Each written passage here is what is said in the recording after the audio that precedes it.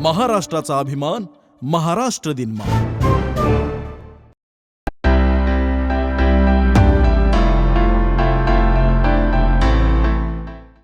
अजितदादा हे एकमेव असे नेते असतील की खरं बोलून सुद्धा राजकारण करता येतं हे दाखवून देणारा नेता म्हणजे अजितदादा.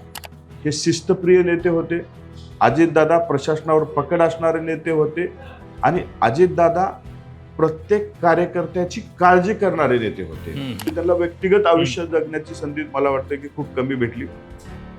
जितकं जगले ते लोकांसाठी जगले. जे काही केले ते लोकांसाठी केले.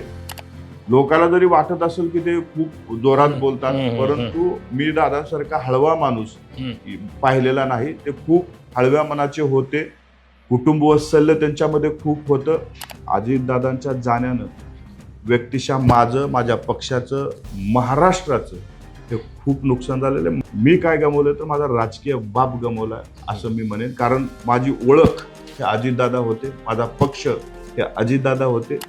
त्यांच्या जाणारं जे सर्वसामान्य कुटुंबातून राजकारण करू पाहणारे इच्छारे, समाजकारण करू इच्छी पाहणारे तरुण आज कुठंतरी मला वाटते ह्या गोष्टीपासून दूर झालेत आणि त्यांच्या जाण्यानं ही खरोखर महाराष्ट्रातल्या नवीन तरुणाची मात्र हानी झाली असं मला वाटतं.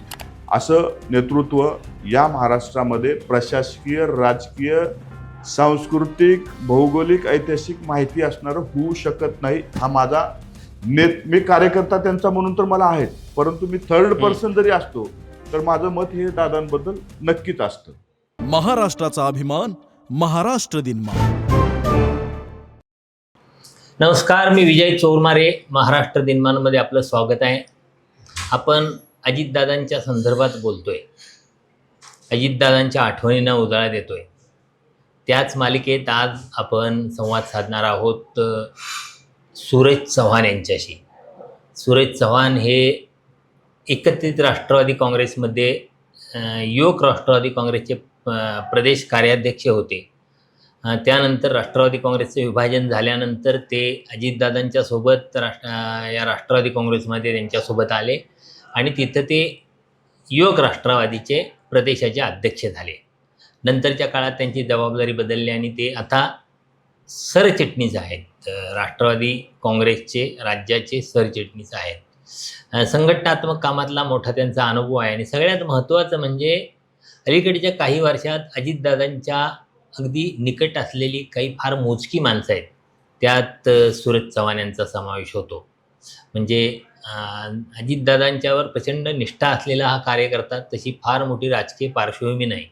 मूळ शरद पवार यांच्यामुळं राष्ट्रवादी काँग्रेसमध्ये आकर्षित झालेले, राष्ट्रवादी काँग्रेसकडे आकर्षित झालेले, पण नंतर इथं आल्यानंतर अजितदादा यांच्याशी एक अत्यंत जिव्हाळ्याचं नातं निर्माण झालं. अजितदादांच्या अत्यंत जवळच्या कार्यकर्त्यांच्यामध्ये सूरज चव्हाण यांचा समावेश होता.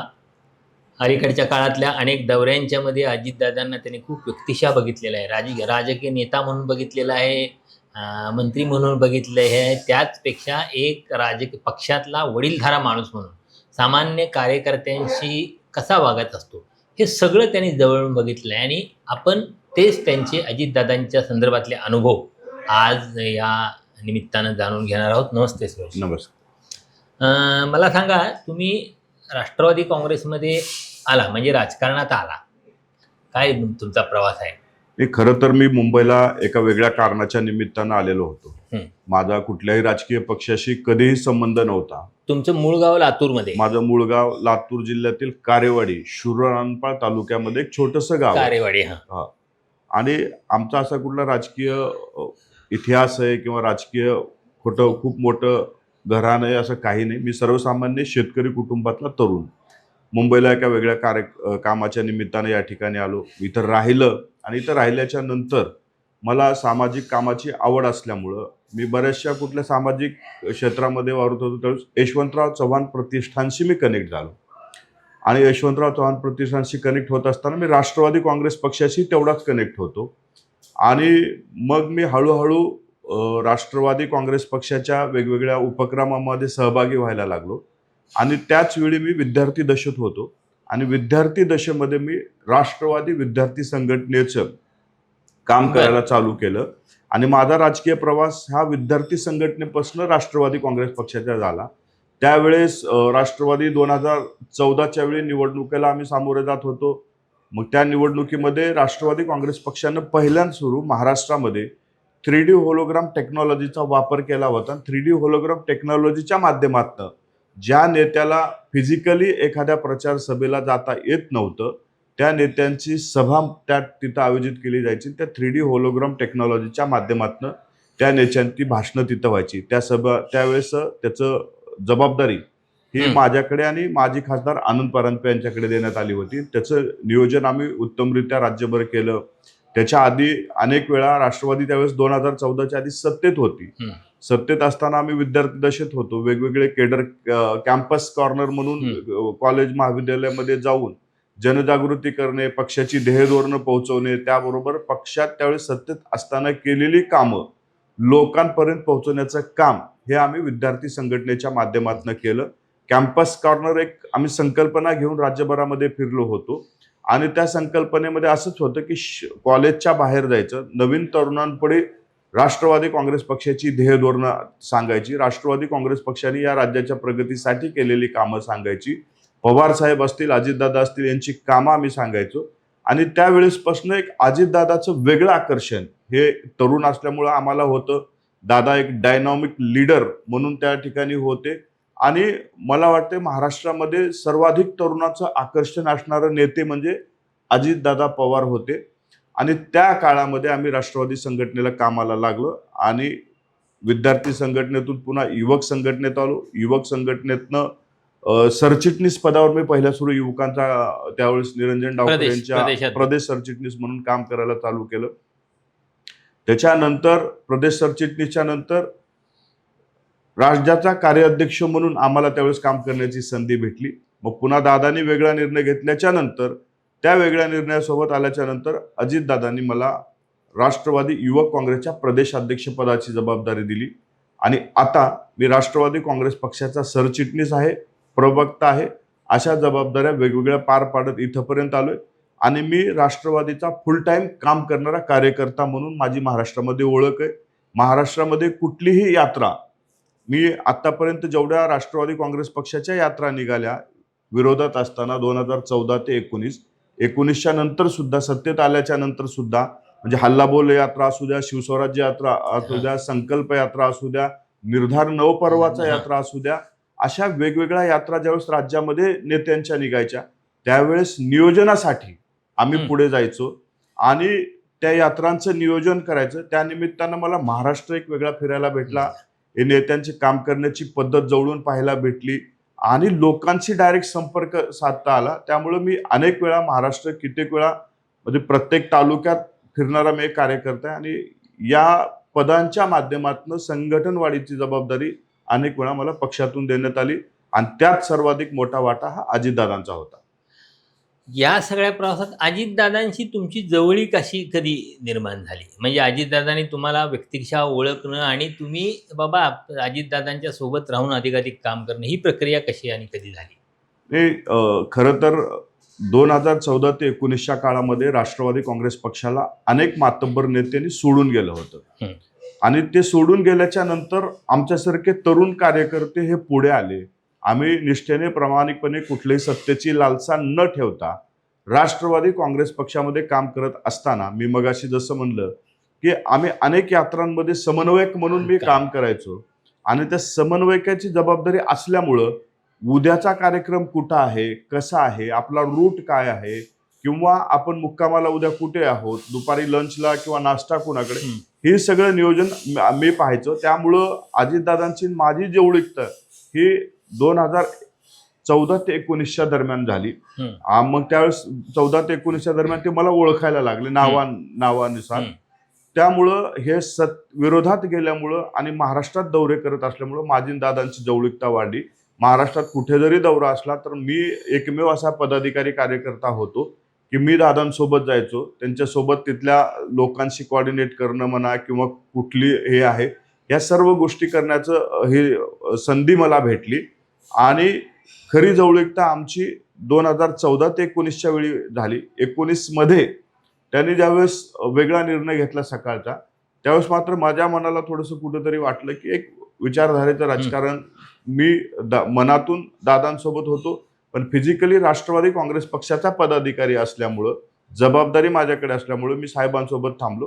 पुन्हा दादा इकडे येतील यासाठी मी दादांना एकदा भेटलेलो सुद्धा होतो त्यावेळेस, की तुम्ही परत यावं, तुम्ही घेतलेला निर्णय हा आम्हाला काही योग्य वाटला नाही हे सांगणारा सुद्धा मीच होतो. त्यांना त्याच वेळी मेसेज करून सुद्धा मी सांगितलं होतं की दादा हा निर्णय योग्य नाही. मला वाटतं की 2014 ते 19 मध्ये आमचा बराचसं जवळीकता आलेली, बॉन्डिंग झालेली. तुम्हाला काय म्हणजे हे सगळ्यात तुम्ही अजितदादांच्याकडे बघता त्यावेळी अजितदादांचे एकेका पैलू बद्दल तुम्ही सांगावं असं वाटतं. तुम्हाला नेते म्हणून अजितदादांची काय वैशिष्ट्य सांगाल, तुम्हाला काय अनुभव आला? अजितदादासारखा नेता म्हणजे महाराष्ट्रामध्ये अनेक नेते आहेत, वेगवेगळ्या पक्षात आहेत.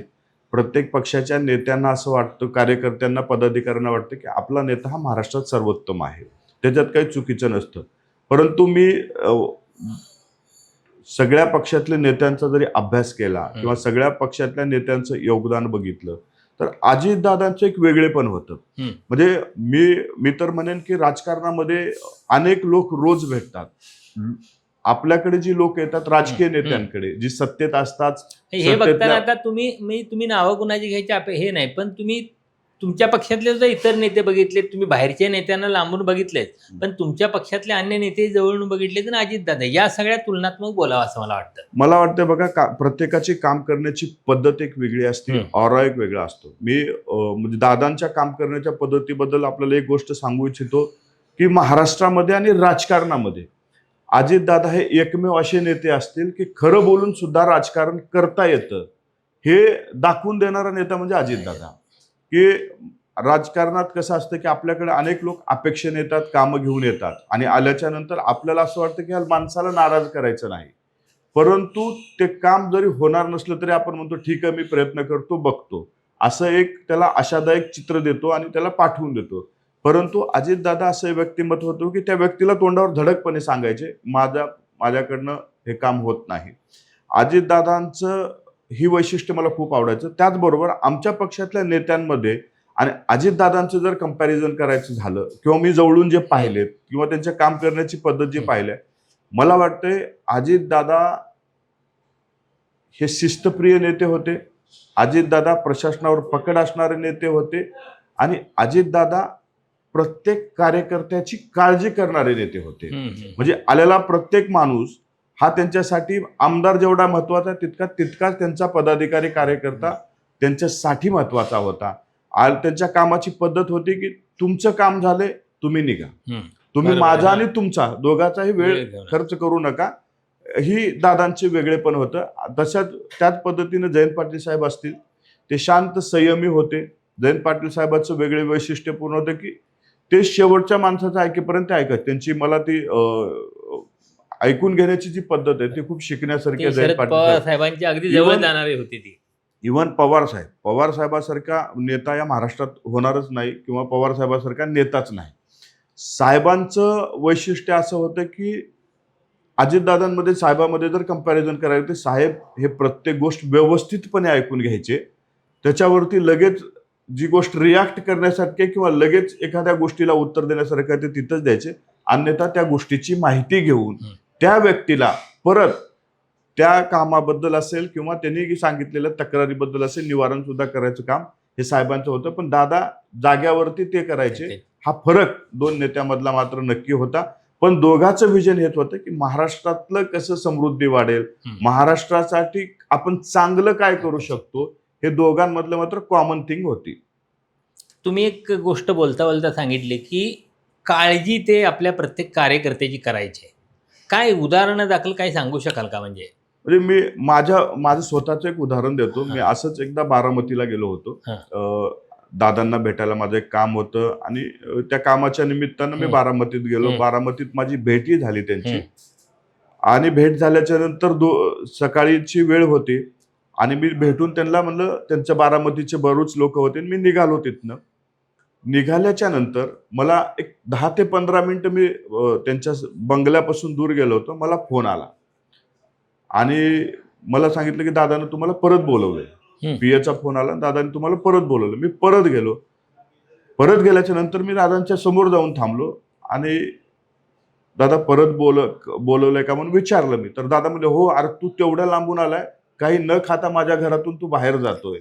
ही वेगळेपण, ही कार्यकर्त्यांचं होय. म्हणजे माझ्यासाठी मी एक छोटा कार्यकर्ता आहे त्यांच्या दृष्टीनं. माझ्यासारखे असंख्य कार्यकर्ते त्यांच्या आजूबाजूला असायचे, पण आपला कार्यकर्ता खूप लांबून आलाय, न्याहारीची वेळ झालेली आहे आणि हा माझ्या घरातून उपाशी पोटी गेला. ही त्यांच्यामध्ये जी काही एक आपले आपुलकीपणा होता, कार्यकर्त्यांचं बद्दलची जाण होती, हे दादांचं वेगळेपण होतं. मी आतापर्यंत त्यांच्यासोबत जिथंही दौऱ्याला गेलेलो आहे, जिथं कुठं गेलेलो आहे, ज्या ज्या वेळी आम्ही जात असतो त्यावेळेस आपल्या सोबत कोण लोक आले, आपला ड्रायव्हर जेवलाय का नाही, ह्याच्यापासून ते आपल्या सोबत आलेला माणसाची काळजी घेणारं व्यक्तिमत्व. जर एखाद्या ठिकाणी मुक्काम असेल तर सगळ्यांची व्यवस्था व्यवस्थित झाली का नाही ही इत्थंभूत माहिती घेऊन असणारं व्यक्तिमत्व म्हणजे अजितदादा होते. इतकी कडक शिस्त होते की मी एकदा रात्री उशिरा आम्ही एका जालन्याला गेलो होतो आणि माजी मंत्री राजेश भैया टोपे यांच्या कारखान्यावरती मुक्काम होता आमचा. आणि मुक्काम पडल्याच्या नंतर आम्हाला त्या कारखान्यावर पोहोचायला ऑलरेडी उशीर झाला होता, 1-1:30 वाजले होते. मग आम्हाला सांगितले की जे सकाळी लवकर उठू शकतात त्यांनी या, नसेल तर मी एकटा कारखान्याच्या व्हिजिटला जाणार आहे, वॉक करणार आहे त्या ह्याच्यामध्ये. मी दादा म्हणल्यानंतर सगळ्याच्या अंगात ऑटोमॅटिक शिस्त येते. ती काही तुम्हाला किती जरी बेशिस्त असाल तर अशा व्यक्तीपुढे माणूस शिस्तीत राहतो, हा मी तिथं पाहिलेलं आहे. तर आम्ही सगळेजण उठून त्यांच्या सोबत गेलो. आम्ही कसे उठून रेडी होऊन चालत होतो. दादा त्यावेळी सुद्धा 5:30-5:45ची वेळ होती, त्यावेळी सुद्धा व्यवस्थित दाढी शेविंग वगैरे करून मॉर्निंग वॉकसाठी मी सहज विचारलं, म्हणलं तुम्ही आल्यावर पण करू. ते म्हणले मी कुठेही असेल तर मी ह्या गोष्टी केल्याशिवाय घराच्या बाहेर पडत नाही किंवा रूमच्या बाहेर पडत नाही. ही माझा लहान म्हणजे वयात आल्यापासून किंवा राजकारणात आल्यापासून शिस्त आहे. असं शिस्तप्रिय नेते म्हणजे छोट्या छोट्या गोष्टीमधून ओळखू येतं की ते किती शिस्तप्रिय होते, किंवा त्यांना एखादी गोष्ट जाणून घ्यायची असेल तर ती कशा पद्धतीने जाणून घ्यायचं. आता मी त्यांच्यासोबत बीडचे पालकमंत्री झाल्यानंतर पहिल्यांदा दौऱ्याला गेलो होतो आणि दौऱ्याला गेल्याच्या नंतर त्यावेळेस AI टेक्नॉलॉजीच्या माध्यमातून शेती केली जायची, AI टेक्नॉलॉजीच्या माध्यमातून अभ्यासक्रम असेल, हे विद्यार्थ्यांसाठी नवीन हे टेक्नॉलॉजी आत्ता आपल्या महाराष्ट्रामध्ये आलेली आहे. मी ज्यावेळेस त्यांच्या सोबत गेलो त्यावेळेस त्यांनी तिथल्या कलेक्टरला, तिथल्या अधिकाऱ्यांना बसवून घेऊन हे AI तंत्रज्ञानाच्या माध्यमातून आपल्याला बीड जिल्ह्याची क्रांती करायची आहे, त्याचे सहकार्य आपल्याला घ्यायचे. जे जे काही प्रोजेक्ट असतील, शेती असेल, वेगवेगळे तिथले प्रोजेक्ट असतील, ह्याचा AIच्या वापराच्या माध्यमातून ते आपल्याला करायचे. म्हणजे नवीन तंत्रज्ञान आत्मसात करण्याची सुद्धा त्यांची वृत्ती होती. त्यांना जर काही समजलं नसेल तर आपल्यापेक्षा किती जरी लहान वयाचा असेल तर त्याच्याकडून समजून घेण्याचं दादांचं एक वेगळेपण मी त्या ठिकाणी पाहिलेलं आहे. अजितदादा हे एक वेगळं व्यक्तिमत्व या महाराष्ट्रामध्ये होतं. तुम्ही खूप प्रवास केलेत त्यांच्याबरोबर, म्हणजे विमानातून प्रवास केले, ट्रेननं प्रवास केलेले आहेत, वेगवेगळ्या राज्यभरात ठिकठिकाणी गेलेत. यातल्या काय आठवणी आहेत म्हणजे तुमच्याकडे जपून ठेवलेल्या अशा? म्हणजे हे त्यांच्यावर त्यांची शिस्तप्रिय होते सगळं, हे सगळ्यांना त्या सगळ्यांच्याकडून येतं, पण तुम्ही त्या पलीकडे दादांना बघितलंय. आम्ही एक वेळदा नाशिकला गेलो होतो आणि नाशिकला गेल्याच्या नंतर दादांचे नातेवाईक होते, डॉक्टर सोनवणे म्हणून आहेत नातेवाईक, आणि आम्हाला त्यांच्या घरी जायचं होतं. आता दादा म्हणल्यावर कार्यकर्त्यांचा गराडा, दादा म्हणलं की पाठीमागे गाड्या, कॉन्वा मोठा, तो दादांचं एक क्रेज होतं. दादा मला म्हणले की तुला विमानातनं उतरल्याच्या नंतर एक आपल्यासाठी गाडी येईल, त्या गाडीत तू एकटा जाऊन बसायचं आणि कुणालाही न सांगता आपल्याला एका ठिकाणी जायचं. मला काहीच माहित नव्हतं. मी जाऊन त्या गाडीत बसलो आणि दादा ज्या कॉन्वा होता त्या गाडीमध्ये समीर भाऊला सांगितलं तुम्ही इथं बसून ही गाडी इकडे घेऊन जावा, आणि मी दादा दुसऱ्या गाडीत बसलो आणि आम्ही तिसऱ्या ठिकाणी गेलो आणि दादांचा कॉन्वा सहज वेगवेगळ्या ठिकाणी गेला. दादा म्हणले की माझ्या सार्वजनिक आयुष्यामध्ये म्हणजे वावरत असताना मी कुठल्याच माझ्या कौटुंबिक व्यक्तीला न भेटता येतं, हे सगळं असेल तर मी कधीच कुणाला वेळ देऊ शकत नाही. आम्ही मग डॉक्टर सोनवणेंच्या घरी गेलो दोघं जण. त्या ठिकाणी जेवण केलं व्यवस्थित, सगळ्या त्यांचे रिलेटिव्ह वगैरे आले होते, विचारपूस केले आणि प्रत्येकाला माझी ओळख करून देत असताना किंवा त्यांची मला ओळख करून देत असताना लहानपणी मी असं करायचो, हे मला म्हणजे माझ्यासोबत असे वागले, म्हणजे त्यांच्या जुन्या ज्या आठवणी होत्या त्या त्यांना रिकॉल होत होत्या. किंवा मी त्या सोनवणे डॉक्टरांच्या सोबत बघितलेलं की कधी एक आपुलकीचं नातं, म्हणजे इतक्या मोठ्या उंचीवर असणारा नेताही त्यांच्या मनामध्ये कुठंतरी कप्पा असतो की आपण जीवन जगताना कधीतरी थोडा तरी मला असा टाइम भेटला पाहिजे की मी साधं जीवन जगावं, माझ्या लोकांसोबत व्यवस्थित गप्पा माराव्या. त्या गप्पा मारत असताना मला कुणाचं डिस्टर्बन्स नकोय, कारण मी बघितलं की ते कुठेही जरी गेले तर त्यांच्या पाठीमागं म्हणजे त्यांना व्यक्तिगत आयुष्य जगण्याची संधी मला वाटतं की खूप कमी भेटली. ते जितकं जगले ते लोकांसाठी जगले, जे काही केले ते लोकांसाठी केले. मला अशा अनेक आठवणी आहेत. आम्ही ज्यावेळेस विदर्भात गेलो त्या वेगळ्या आठवणी आहेत. विदर्भात आम्ही हल्लाबोल यात्रा काढली होती, यवतमाळ ते नागपूर पायी चालत असताना. आणि मी बघितलंय की आम्ही यवतमाळपासून चालत जात होतो आणि चालत जात असताना ऊन खूप होतं त्या पिरियडमध्ये, उन्हाळ्याचे दिवस होते. आणि पहिल्या दिवशी दादा चालले आणि त्यांच्या डोळ्याला इन्फेक्शन झालं. इन्फेक्शन झाल्याच्या नंतर त्यावेळेस आम्ही जात असताना कापूस ह्या पिकावरती बोंडाळीचा प्रादुर्भाव खूप झाला होता. आणि त्याच पिरियडमध्ये 17 का 18 शेतकऱ्यांनी यवतमाळ जिल्ह्यात आत्महत्या केल्या होत्या. आणि आम्ही जात असताना दादांना हे कळलं की अरे आपण ज्या भागातून जातो तिथल्या शेतकऱ्यांनी आत्महत्या केली, शेतकऱ्यावरती संकट आले, शेतकरी अक्षरशः कपाशीवरती नांगूर म्हणजे ट्रॅक्टरनं नांगरतोय.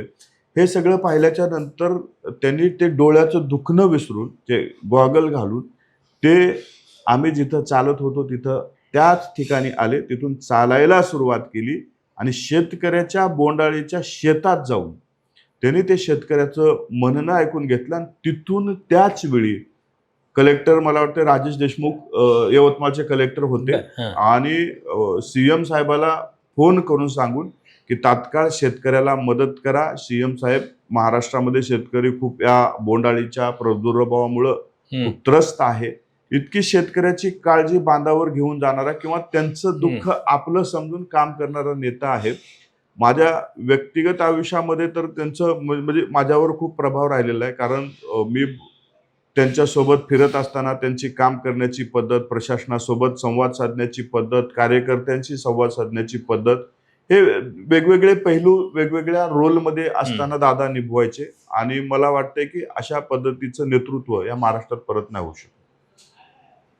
दादांनी अनेक लोकांना म्हणजे मंत्रिपदावरून त्यांच्याकडं समस्या घेऊन आलेल्या, काम घेऊन आलेल्या लोकांची कामं मोठ्या प्रमाणात केलीच. म्हणजे त्यांच्याकडे आलेला कुठलाही माणूस असा रिक्त हस्ते परत जात नव्हता. म्हणजे तो त्याचं जे होणारं काम असेल, अधिकृत काम असेल, त्या कामं पूर्ण करूनच दादा देत होते. हे मी सुद्धा व्यक्तिशः अनेकदा बघितलेलं आहे. पण त्या पलीकडं अनेक लोकांना दादा वेगळ्या वेगळ्या पद्धतीने मदत करत होते. पण कधीही म्हणजे म्हणतात ना, एका हाताने केलेली मदत दुसऱ्या हाताला कळू नये, अशा पद्धतीने दादानी कधी अशा काही गोष्टींचा उल्लेख केला नाही. तुम्हाला असे काही गोष्टी आठवतात?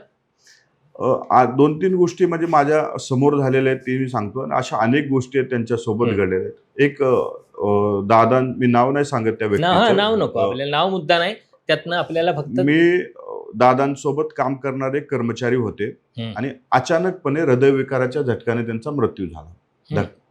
दादांनी त्यांच्या कुटुंबाला भेट दिली आणि भेट दिल्याच्या नंतर त्यांच्या कुटुंबाच्या प्रत्येक व्यक्तीची चौकशी केली की तुम्ही काय करता, मुलं किती आहेत, आई वडील काय करतात, शेती किती आहे, म्हणजे ह्या प्रत्येक गोष्टीची विचारपूस केली.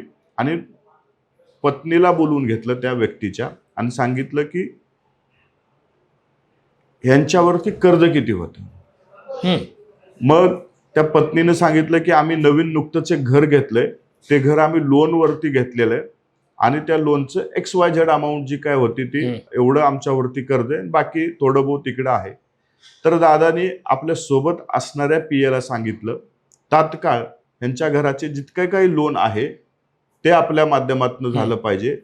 यांच्या पत्नीला, तिला विचारलं तुमचं शिक्षण किती आहे, तर त्यांना एका ठिकाणी नोकरीची व्यवस्था केली, मुलाला शिक्षणाची व्यवस्था केली आणि त्यांना सांगितलं, भविष्यात तुम्हाला कुठलीही अडचण आली तर तुम्ही मला येऊन भेटा, मी तुमचा भाऊ म्हणून सदैव तुमच्या सोबत आहे. हा विश्वास दादांनी त्या महिलेला दिला. अक्षरशः मी ती महिला त्या ठिकाणी दादाच्या पायावरती डोकं ठेवून रडत होती. म्हणजे एक भाऊ म्हणून आपल्या सहकार्य गेलाय हे दुःख तर त्यांच्या मनात होतं, परंतु आपल्या सहकारी गेल्यामुळे त्यांच्या कुटुंबावर कुठलं दुःख येऊ नये ह्याची काळजी घेणारा दादा भाऊ होते. आणि हे ती मी माझ्या डोळ्याने पाहिलेलं आहे. त्याचबरोबर दुसरी एक घटना मी पाहिलेली आहे. दादाच्या एका सहकार्याने यात्रा काढली होती पक्षाची, आणि अचानक ते यात्रा काढत असताना त्याला आर्थिक अडचण जाणवली. त्या सहकार्याने दादांकडे निरोप दिला, दादा मी असं यात्रा काढलेली आहे आणि मला कुठंतरी आर्थिक अडचण येते. तर दादांनी लगेच तात्काळ मागचा पुढचा विचार न करता त्या व्यक्तीला मदत केली. त्याला सांगितलं तुला अजून कुठे काही मदत लागली तर सांगत जा. असे अडचणीच्या काळामध्ये येणारे अनेक लोकांना, एक तर मी बघितलं एक लहान मुलगा आला होता मंत्रालयामध्ये, त्याचे आई वडील हॉस्पिटलमध्ये होते आणि दादा गडबडीत होते, पण त्या लहान मुलानं तेवढ्या गडबडीमध्ये सुद्धा दादानं त्यांनी हाक दिली आणि दादा त्याचं ऐकल्याच्या नंतर आपल्या ओएसडीला सांगितलं की तात्काळ ह्या मुलासोबत जाऊन ह्याचे आई वडील जिथल्या हॉस्पिटलमध्ये आहेत त्या हॉस्पिटलमध्ये अडचण काय ते घ्या, ह्यांचे उपचार कुठल्याच ह्याच्यापेक्षा चांगल्या हॉस्पिटलमध्ये होऊ शकतात ते पहा, आणि त्याला कशी वैद्यकीय मदत मिळते हे तुम्ही तिथं जाऊन सोबत राहून पूर्ण झाल्याच्या नंतर काम तिथलं मला पुन्हा सांगा की नेमकं तुम्ही काय काय केले.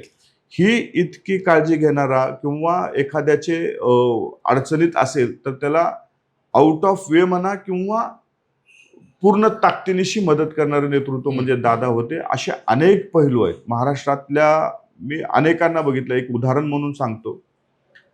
आमच्या पक्षामध्ये नव्याने आलेले, काँग्रेसमधून आमच्या पक्षात आले सोलापूरचे एक नेते आहे. त्या सोलापूरच्या नेत्यांचं त्यांचं वय आहे 65 ते 70च्या मध्ये वय असेल त्यांचं. आणि त्या नेत्यांचं मिसेस आजारी पडल्या, हॉस्पिटलमध्ये आल्या. त्यांचं बिल लाखांमध्ये झालं आणि त्यांच्याकडे तितके अमाऊंट पैसे भरण्यासाठी हॉस्पिटलमध्ये नव्हती. मग दादांनी शिवाजीराव गर्जे साहेबांना फोन लावला. पक्षाच्या माध्यमातून त्या कार्यकर्त्याचं 12 लाख रुपयाचं बिल हे पार्टीकडनं भरण्यासाठी दादांनी सांगितलं. हे मी माझ्या डोळ्यांनी पाहिलेले. पक्षाने बिल त्या ठिकाणी जाऊन भरलेले, त्या व्यक्तीला मदत केलेली आहे. हे सोलापूरच्या नेत्यासोबत मागच्या 1.5-2 वर्षापूर्वीची घटना आहे.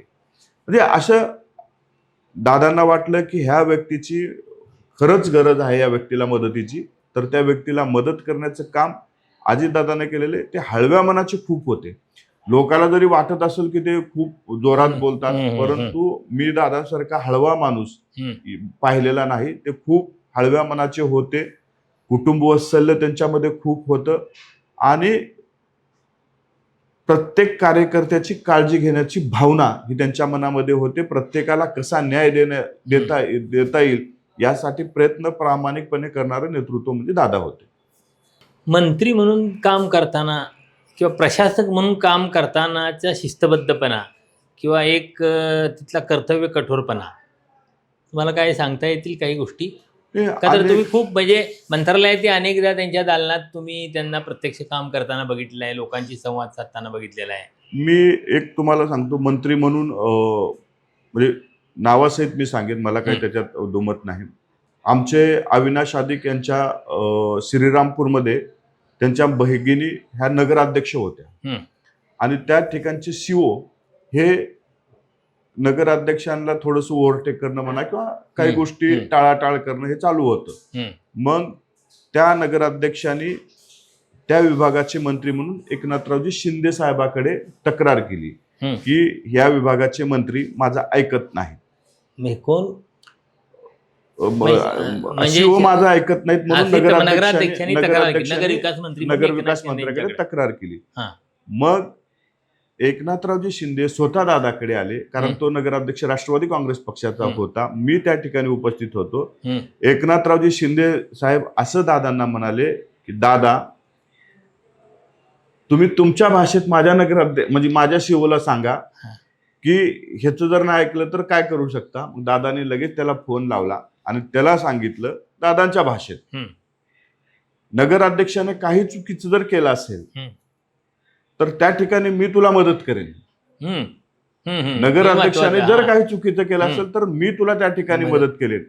परंतु तू जाणीवपूर्वक जर अडचणी नगराध्यक्षाला आणत असशील तर तुला कुणीच मदत करू शकणार नाही, हे तू लक्षात ठेव.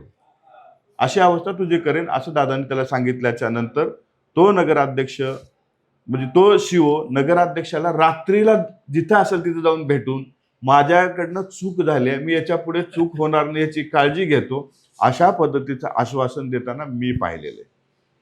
त्याचबरोबर प्रशासनामध्ये काम करत असताना अनेकदा मी पाहिलेलं आहे की त्यांना शिस्त म्हणजे एखादी व्यक्ती जर मीटिंगला आला आणि अभ्यास नसेल हम्म.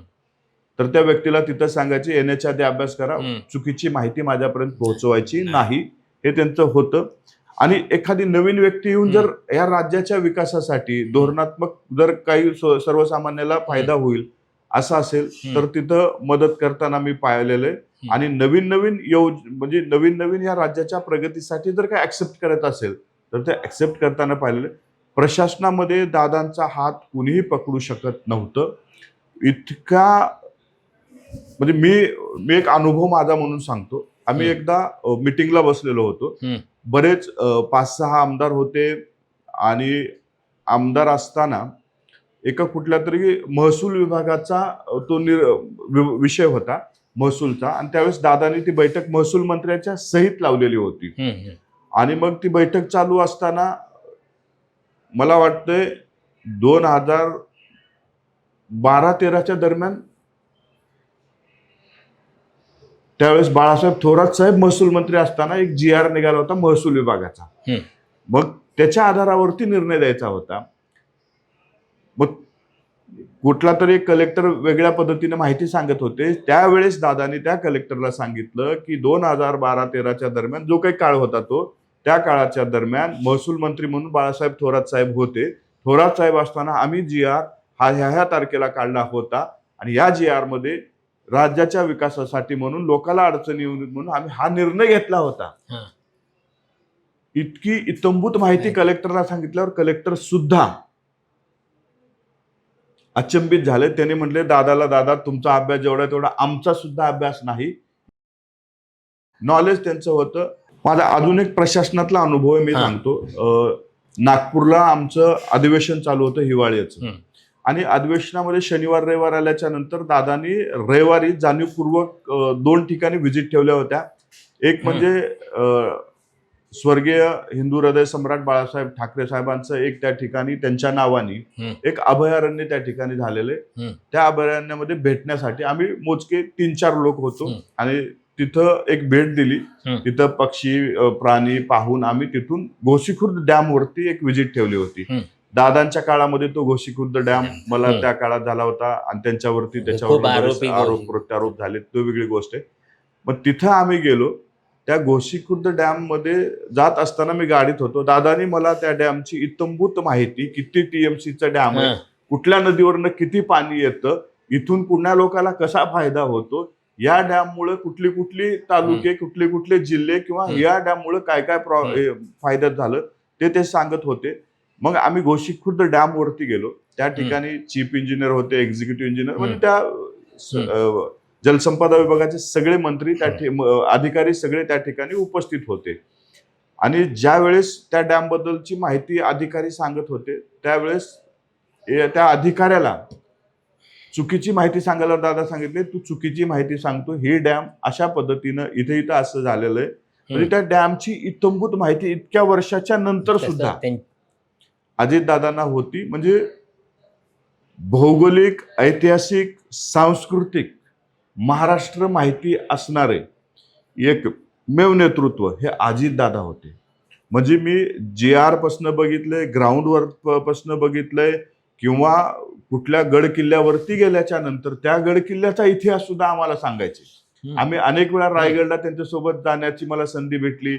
मग त्या कुठल्या पायरीवरती कशासाठी काय लिहिलं, प्रत्येक इतिहास कशा पद्धतीनं ते दादा आम्हाला सांगायचे की ह्या इथं हे व्हायचं, टकमक टोकाची माहिती आम्हाला. म्हणजे इत्थंभूत माहिती हे त्यांच्याकडनं कधी कधी आम्हाला भेटायची, कारण इतका अभ्यास, म्हणजे मी तर त्यांना अनुभवातून झालेला अभ्यास मी त्यांच्याकडे पाहिलेला आहे. इतका अनुभव त्यांच्याकडे होता आणि त्यांची जी एक वृत्ती होती, प्रत्येक गोष्ट जर माहिती नसेल तर माहिती करून घेण्याची आणि ती माहिती झाल्याच्या नंतर इतरांना सुद्धा सांगण्याची, ही त्यांची वृत्ती खूप चांगली होती. आणि त्या निमित्तानं आमच्यासारखे कच्चे राजकीय पदाधिकारी हे त्या कुठंतरी त्यांच्या सोबत राहून आम्हाला थोडा बहुत तरी राजकीय समज म्हणा, अनुभव म्हणा, त्यांच्याकडनं शिकण्याची संधी म्हणा, हे आम्हाला त्यांच्या माध्यमातून भेटली.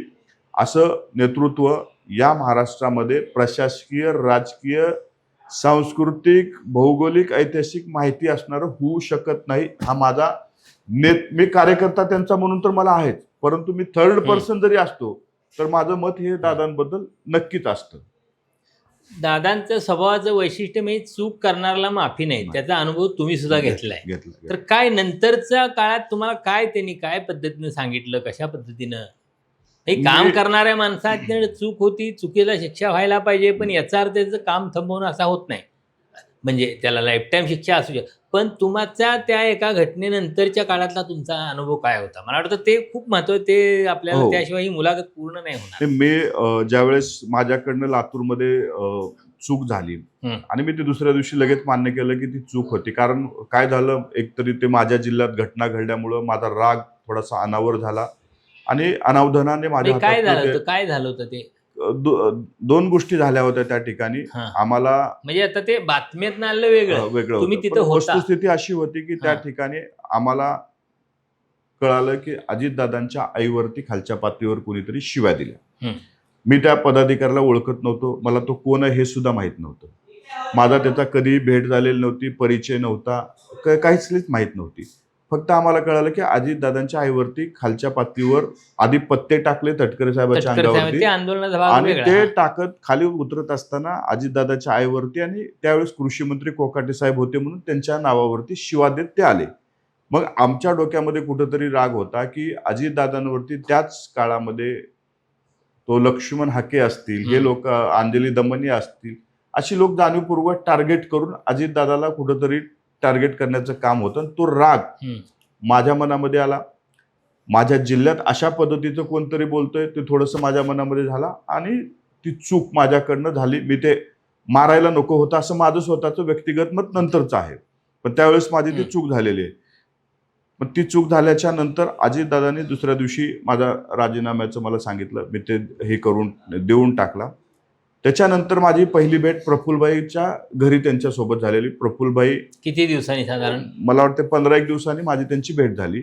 दादा होते, प्रफुल्लबाई होते आणि तटकरे साहेब, तिघं होते, मी चौथा होतो. मला बराच वेळ सांगितलं, म्हणजे तुम्ही तरुण आहात, राजकारणामध्ये टीका सहन करण्याची सुद्धा तयारी तुम्ही, भविष्यकाळात जर तुम्हाला राजकारण करायचं असेल तर टीका सुद्धा सहन करण्याची तयारी तुम्हाला ठेवावी लागते. आपल्यावरती स्वतःवरती संयम ठेवावा लागतो. त्यांनी त्यांचे सुद्धा राजकीय अनुभव सांगितले की मी सुद्धा तरुण वयामध्ये कशा पद्धतीने अग्रेसिव्हली वागायचो, परंतु मला सुद्धा जाणीव झाली त्याच्यानंतर मी इतका रागीट असून सुद्धा मी कंट्रोल करतो. तसं तुम्हाला सुद्धा पुढच्या भविष्यात जर राजकीय करिअर करायचं असेल तर तुम्हाला तुमच्या रागावरती नियंत्रण करावं लागेल, नाहीतर तुम्ही इतकी दिवस केलेल्या सर्व कामावरती एका घटनेमुळं पाणी फिरतं. हे दादांनी मला त्या दिवशी सांगितलं. आणि आपली भूमिका मांडायची आहे, आपल्याला राग व्यक्त करायचे तर वेगवेगळे प्लॅटफॉर्म आहेत, त्याचा वापर करा. पण अशा चुकीच्या पद्धतीनं जी महाराष्ट्राची राजकीय संस्कृती नाही ती कुठेही तुम्ही त्याला जवळ करण्याचं काम करू नका. आपल्या पक्षाची वेगळी संस्कृती आहे, इतर पक्षाची वेगळी संस्कृती आहे. आपण यशवंतराव चव्हाण साहेबांच्या विचारांना मानतो, आपण शिवशाहू फुले आंबेडकरांच्या विचारांना मानतो आणि त्या विचारावर चालत असताना अशा पद्धतीचं कृत्य तुमच्या हातातून पुढे कधी होणार नाही याची काळजी तुम्ही घ्या.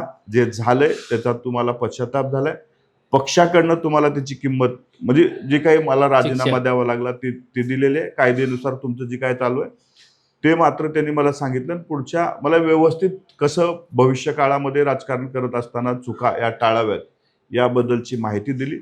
आणि त्यांनाही थोडंसं दुःख होतं की त्यांच्या जवळचा कार्यकर्त्याला अशा पद्धतीचं राजीनामा द्यावं लागणं, हे त्यांच्या मनामध्ये कुठंतरी खंत होती किंवा त्यांना पण काही गोष्टी नंतर कळाल्या होत्या.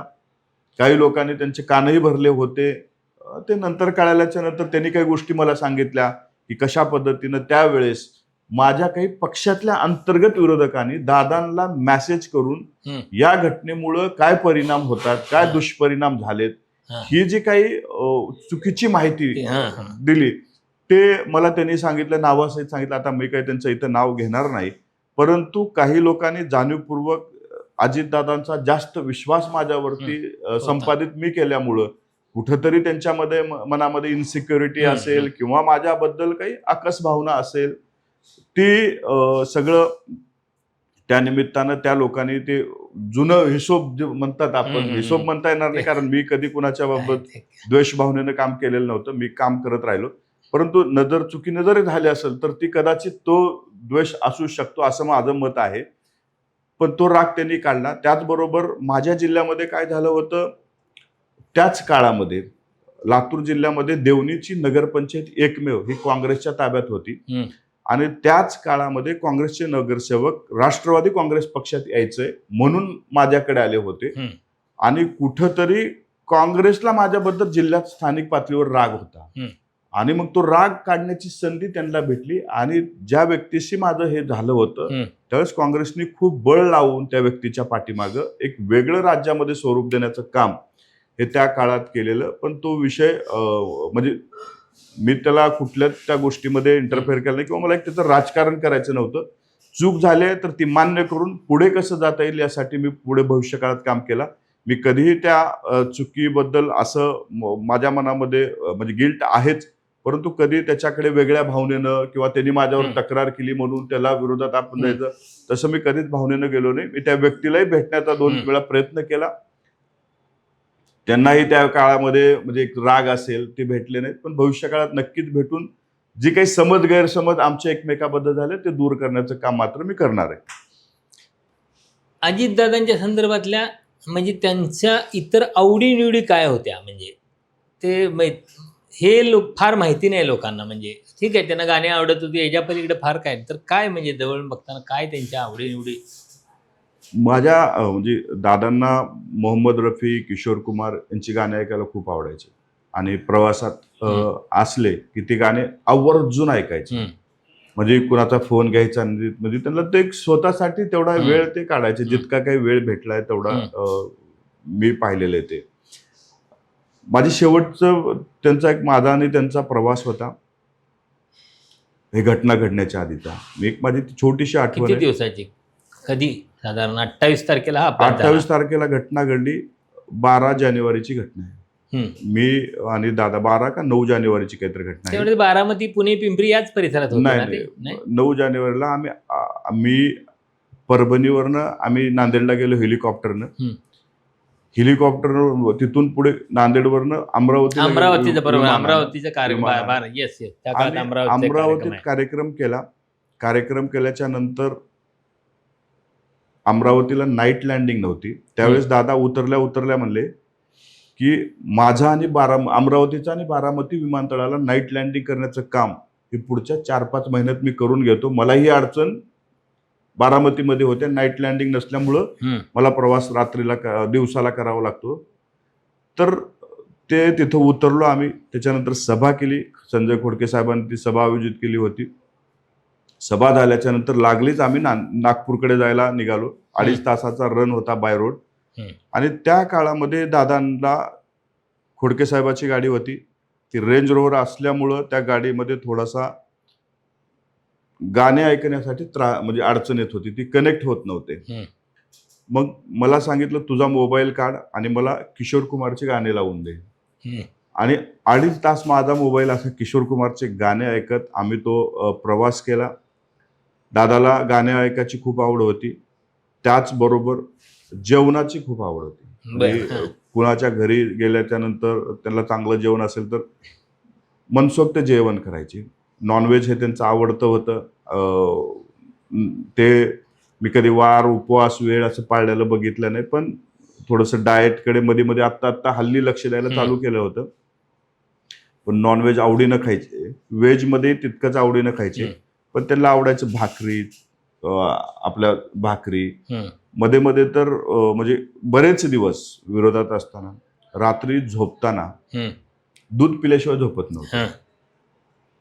म्हणजे ते म्हणायचे मला लहानपणापासून म्हणजे त्यांच्या सवय लागलेल्या आहे. मी दूध पिऊन गाईचं दूध, ते पण गाईचं दूध लागायचं, असं पण नाही म्हशीचं, गाईचं दूध पे हे त्यांच्या आवडी होत्या. तूप, जेवताना तूप कंपल्सरी लागायचं. तूप आल्याच्या नंतर ते गायचं आहे की म्हशीचं आहे ते पाहून ओळखायचं, बर. म्हणजे चाकून नाही, हा. पाहून ओळखायचं. हे गायचं तूप आहे, हे म्हशीचं तूप आहे, मग त्यांना गायचं तूप लागायचं. हे असं काही चांगल्या गोष्टी म्हणजे त्यांच्या आवडी होत्या. परत मी त्यांची वाईट आवड मी कधीच नाही पाहिलेली. म्हणजे बऱ्याच लोकांना असतं ना की स्मोक, सुपारी खाणे. दादांकडे मी असले म्हणजे दारू म्हणा, म्हणजे तसं तर त्यांना नाही, तो ते मी माझ्या छंदच एका मुलाखतीत नव्हता. सांगितलं, मी कधी काय कधीच बघितलं कधीच नाही, नाही, कधीच नाही. आता आम्ही एवढे सोबत राहिलो, एवढं कुठलंही कधीच व्यसन नाही, आणि पूर्ण निर्व्यसनी. त्यांनी त्यांना स्वतः त्या सुद्धा- मुलाखतीतच माझ्या सांगितलंय. त्यांनी आम्हाला सुद्धा विचारायचं, तू व्यसन करतो का? हा. आम्ही सांगायचं नाही बाबा, मला पण असं सिगरेट, सुपारी, तंबाखू असलं काही त्याच्यापासून खूप दूर आहे. मग ते सांगायचे चांगले असंच राहा, आयुष्यामध्ये निरोगी तुम्ही राहा. म्हणजे ह्या चांगल्या गोष्टी त्यांच्याकडे होत्या. परत त्यांच्या चांगली गोष्ट एक मी बघितल्या, म्हणजे आवर्जून मी ही गोष्ट सांगेन, महाराष्ट्रातल्या तरुणांना सुद्धा कळाली पाहिजे. एखादी तरुण काम करणारा असेल, त्याच्यामध्ये कॅपॅसिटी असेल, तर त्याला बळ देण्याचं काम दादा करायचे. तो कुठल्या समाजाचा आहे, त्याची राजकीय परिस्थिती काय आहे, त्याचं कुठं काही घराण, तो जर काम करतोय तर त्याच्या पाठीमागे भक्कमपणे उभं राहण्याचं काम हे दादा करायचे. माझ्यासारख्या शेतकरी कुटुंबातल्या तरुणाला महाराष्ट्राचा अध्यक्ष करण्याचं काम हे अजितदादाने केलेलं आहे. माझी कुठलीही राजकीय पार्श्वभूमी नसताना कोर कमिटीमध्ये किंवा कोर ग्रुपमध्ये बसवण्याचं काम, मोठ्या मोठ्या नेत्यांसोबत बसवण्याचं काम हे मला अजितदादांमुळंच प्राप्त झालेलं आहे. आणि असा म्हणजे म्हणतात ना, भरपूर लोक भाषणांमध्ये बोलत असतात की आम्ही सर्व समाज घटकाला न्याय देऊ, सगळ्या समाजाला सोबत घेऊन जाऊ. हे बरेच नेते फक्त भाषणापुरतं बोलतात, पण कृतीमध्ये करून दाखवणारं नेतृत्व म्हणजे अजितदादा. आणि त्या नेत्यांसोबत काम करण्याचं सौभाग्य मला लाभलं. मी दुर्दैवी एवढाच आहे की मला कालावधी आणखी भेटायला पाहिजे होता. मी कुठंतरी त्या काळाला मुकलोय. आणि आजही दादा आमच्यातून गेलेत ही म्हणजे वाटतच नाही की आज ते आमच्यात नाहीत किंवा आमच्यापासून खूप दूर गेलेत.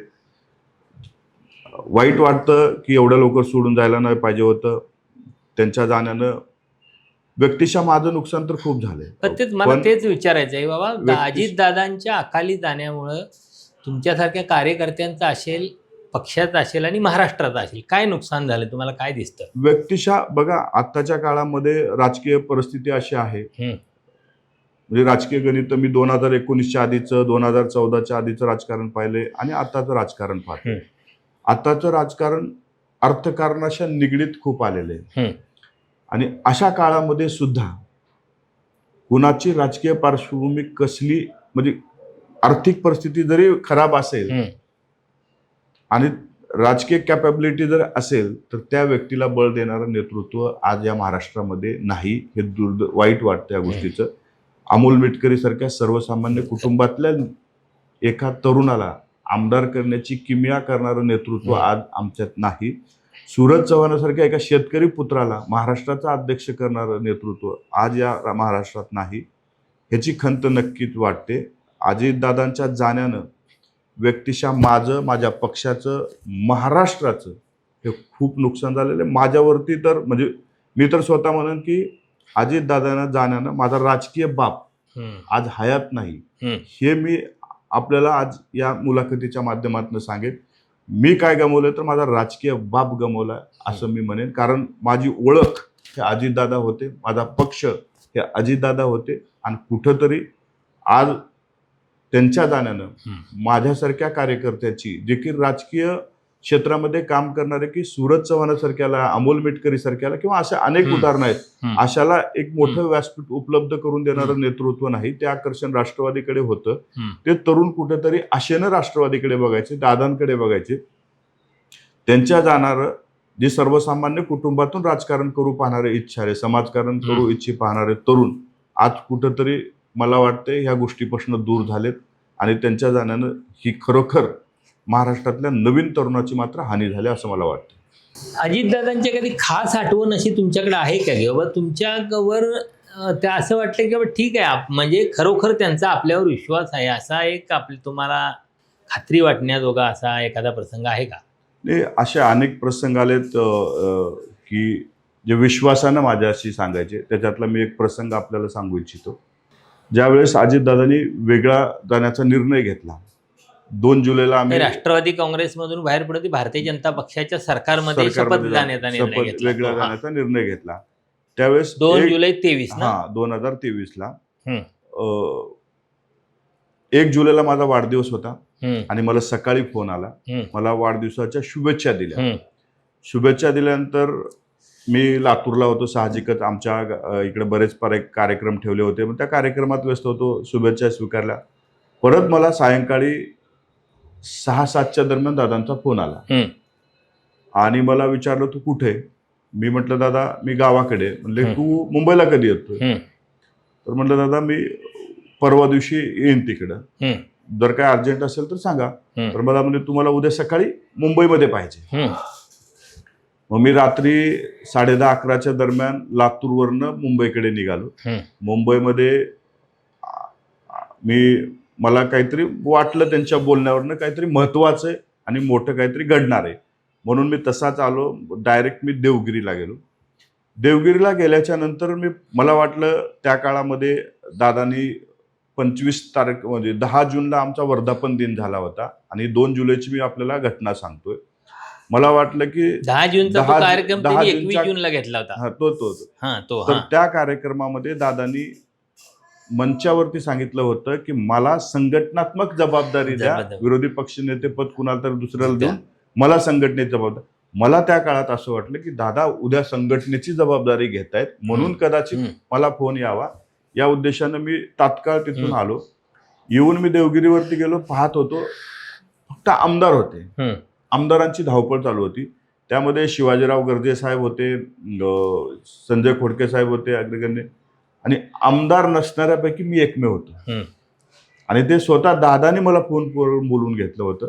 आणि मी गेल्याच्या नंतर दादांना भेटलो. दादा म्हटले ह्या सगळ्यांचं अफिडेव्हिट बनते तेवढं करून घ्या. मी म्हटलं नेमकं काय करायचं?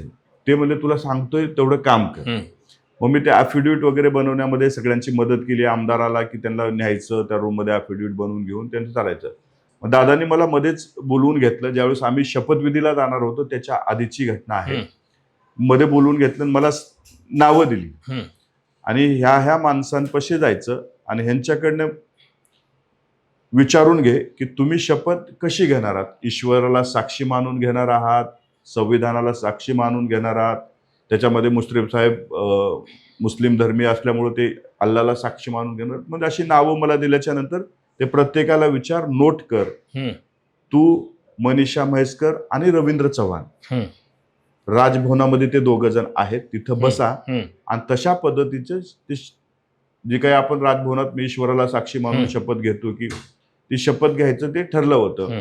मग मी प्रत्येक म्हणजे त्या शपथ घेणाऱ्या मंत्र्याच्या जवळ जायचो आणि कानात विचारलं की तुम्ही शपथ कशी घेणार आहात म्हणून आले. ती मंत्री पहिले म्हणजे ते सरप्राईज झाले की माझा नंबर आहे. मग ते मला म्हणले की राज्यमंत्री आहे की कॅबिनेट आहे. म्हणजे त्यांच्या मनामध्ये तो एक प्रश्न होता की मी शपथ घेतोय पण राज्यमंत्री पदाचे की कॅबिनेटचे. मी सांगितलं मला फक्त सांगितलं तुमचं शपथ कशी घेणार याची माहिती घ्या. इतंभूत माहिती ते तुम्हाला माननीय दादा सांगू शकतात.